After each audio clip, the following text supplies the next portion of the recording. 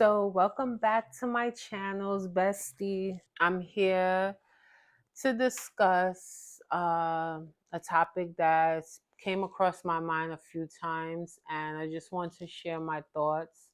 As you guys can see from the title, it's about relationships and betrayal. So, before I get into it, I have to let you guys know to like, share, and subscribe on my channel. Uh, let's develop this community. Thank you for those who already subscribed. Thank you for all the viewers. If you like what you see, hit like, comment, subscribe, and also share my video with other people so we can build this community and help each other out. I'm here to promote self-love, travel, lifestyle, a little turn up here and there in a respectful manner, of course.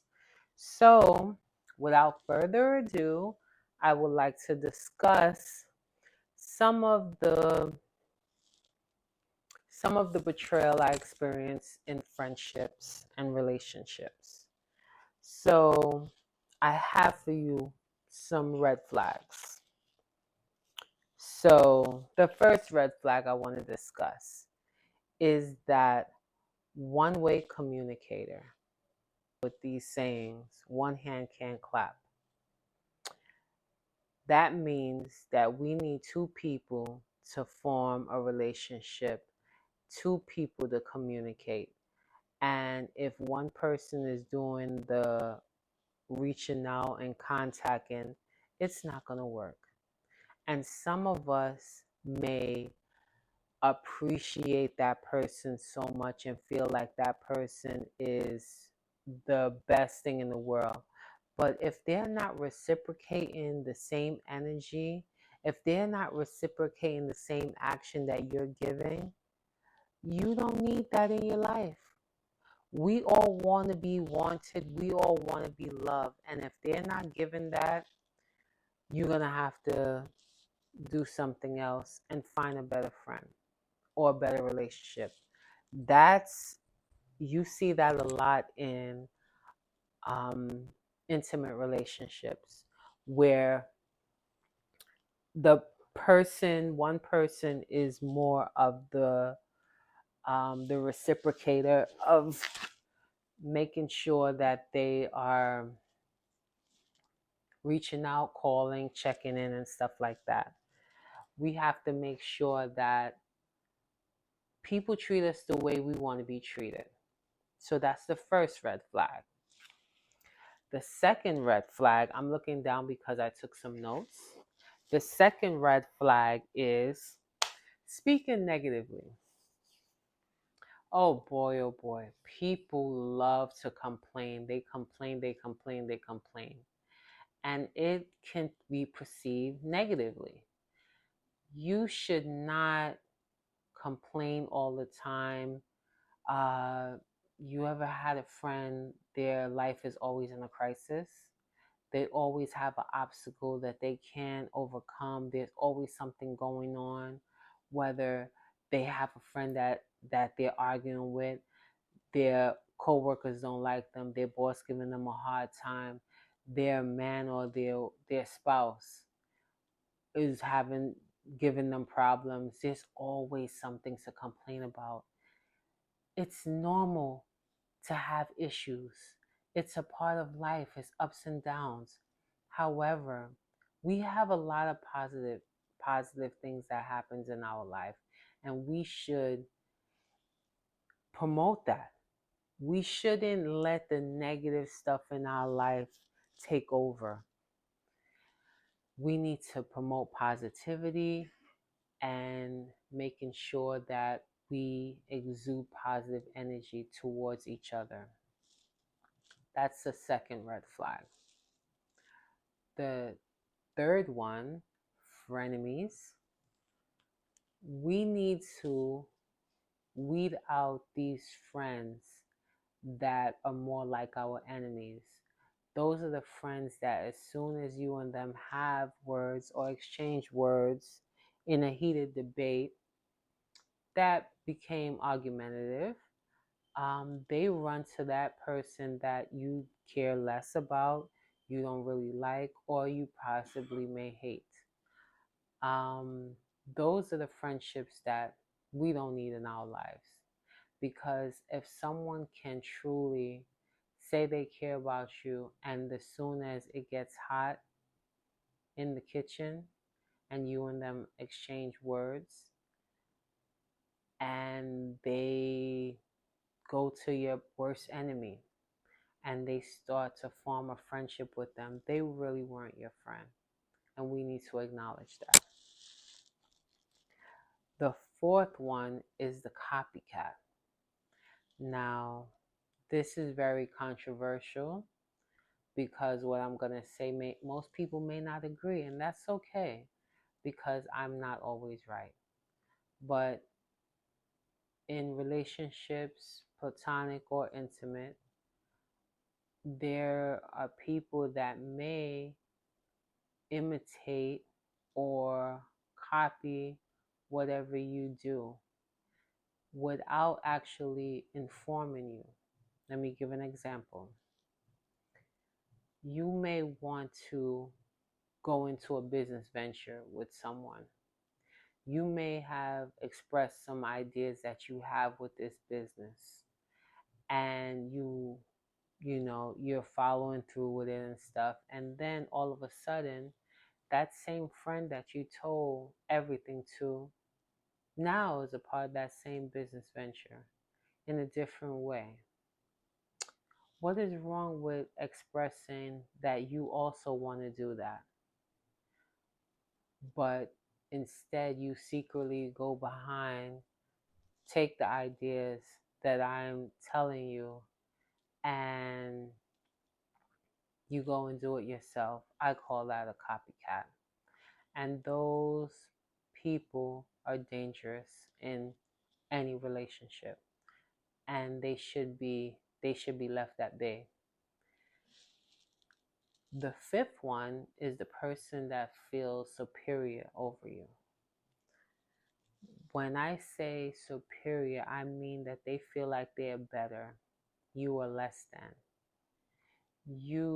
They may have an attitude like, I I can do this better, I can do that, I have more, I have my husband, I have my kids, I have my house, I have my career, I have everything. You live in an apartment.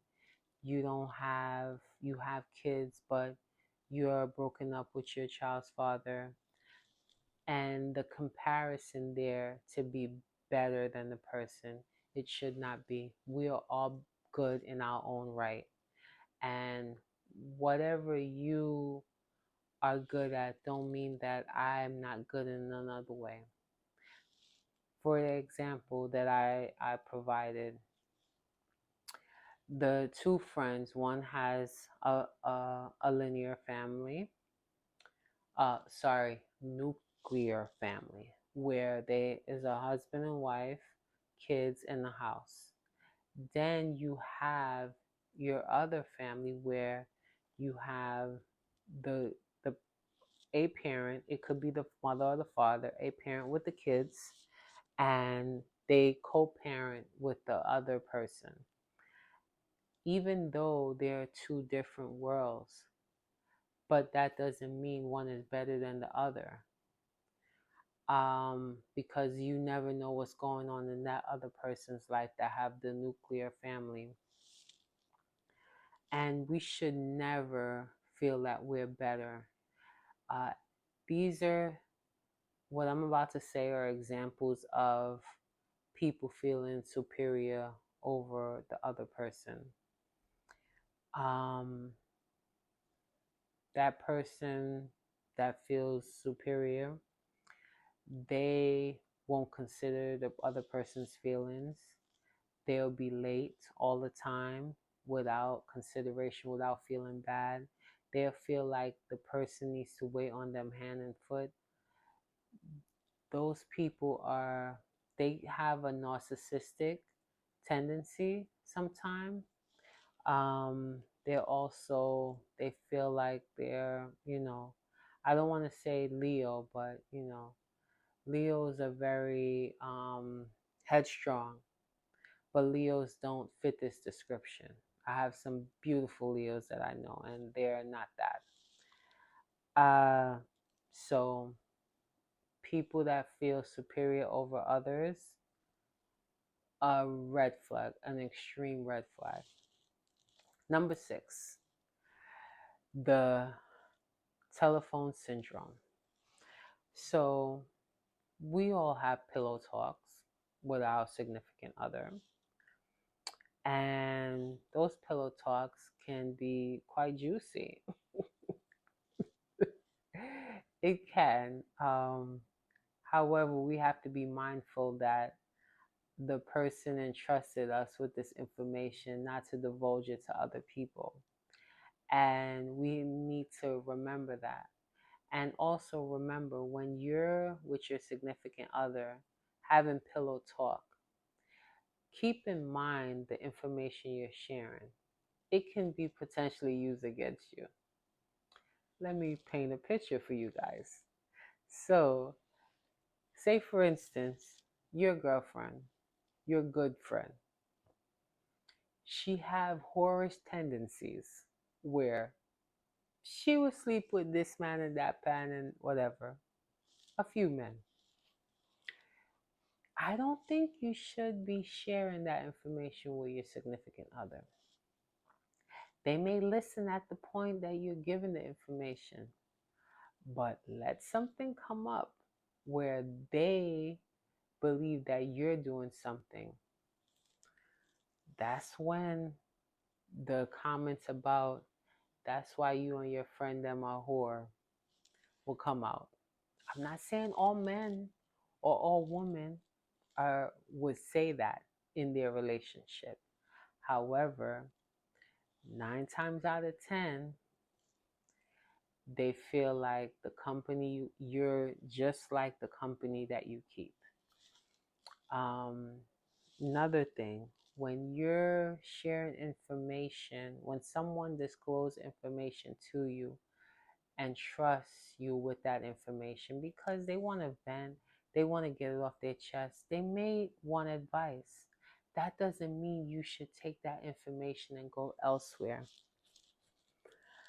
I have had many relationships, many friendships, and I don't think I should share what they secretly told me about what they're going through. It's not right. And furthermore, my personally, I probably have forgotten about a lot of the stuff that people shared with me. Um, People share and get over with, and that's it. I may not dwell on anything, but that's very important to know when you are forming a relationship with someone, making sure that there's trust there, that you can trust that they won't share the information with others. Last but not least is refusal to acknowledge others' success. Yeah. When I say this number 8, there's a lot of haters out there. They would not tell you that you're doing good. They won't say a word. And if they do say a word, they be like, oh, that's cute. All right. Okay, that's cute. And secretly, they're hating what you have to say.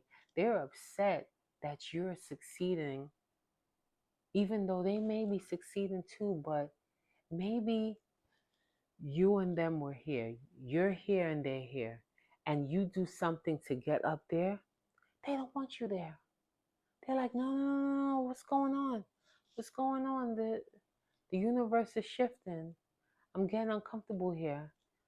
And they're upset about your successes. They don't even celebrate you or praise you for what you have done. Those people are toxic. They are dangerous to you. They mean no good to you. Stay far away.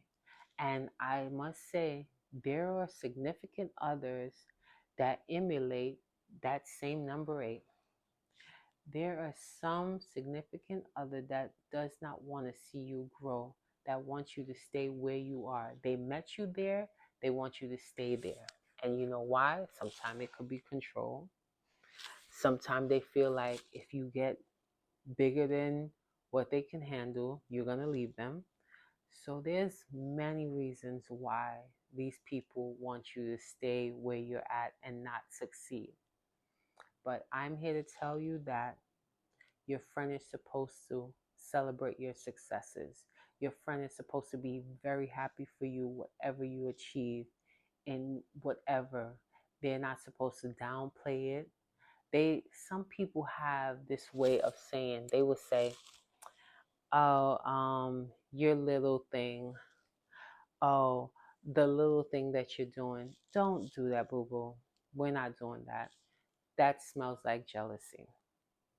That screams hatred.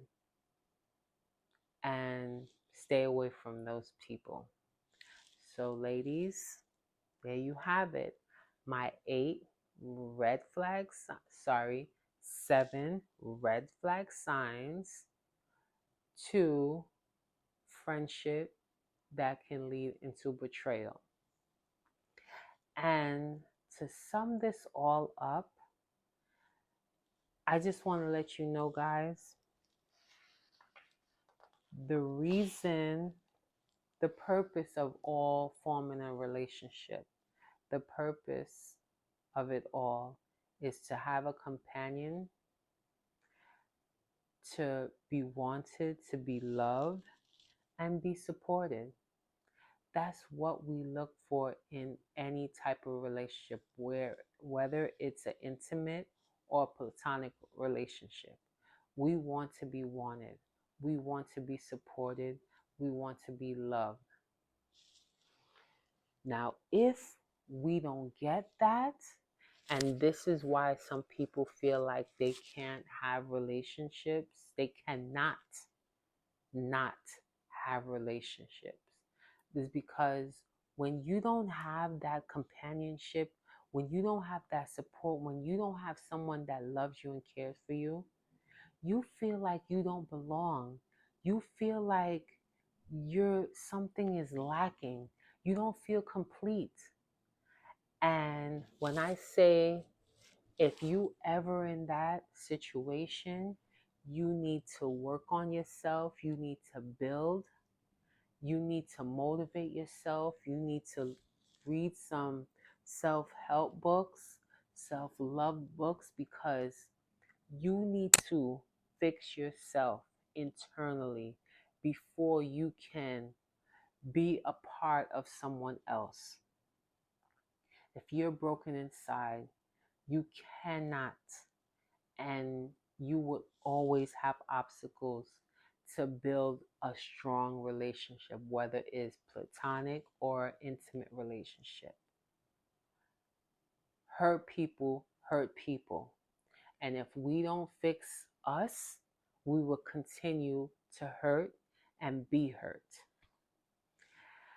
So, guys, I know this topic was deep, but